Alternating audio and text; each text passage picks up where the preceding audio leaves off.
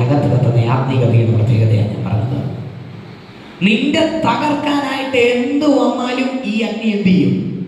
വിഴുങ്ങും. ഉറപ്പാ, വിഴുങ്ങും. 2, നീ തകർക്കപ്പെടാൻ ശ്രമിച്ചാൽ നിന്നെ പണിയാൻ ഈ അഗ്നി ഇറങ്ങി വരും.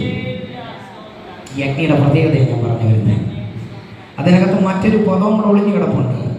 എന്നെ പരിശുദ്ധാത്മാവ് കാണിക്കുന്നത് ഇങ്ങനെയാണ്: കർമ്മേൽ പർവ്വതത്തിന്റെ മുകളിൽ ബാലിന്റെ നല്ല പ്രവാചകന്മാരെ മൊത്തം നിരത്തി നിർത്തിയേച്ച് ഏലിയാവെന്ന് പറഞ്ഞ ഒരു സാധാ പ്രവാചകൻ, എങ്ങനെ ഒരു സാധാ പ്രവാചകൻ ബാലിന്റെ പ്രവാചകന്മാരെ വെല്ലുവിളിച്ച്, രാജാവിനെ വെല്ലുവിളിച്ച്, രാജ്ഞിയെ വെല്ലുവിളിച്ച്, രാജ്യത്തെ വെല്ലുവിളിച്ച്, സ്വന്തം ജീവൻ റിസ്ക് ചെയ്ത് കർമ്മേലിന്റെ മുകളിൽ ഒരു പ്രോഗ്രാം അറേഞ്ച് ചെയ്തു,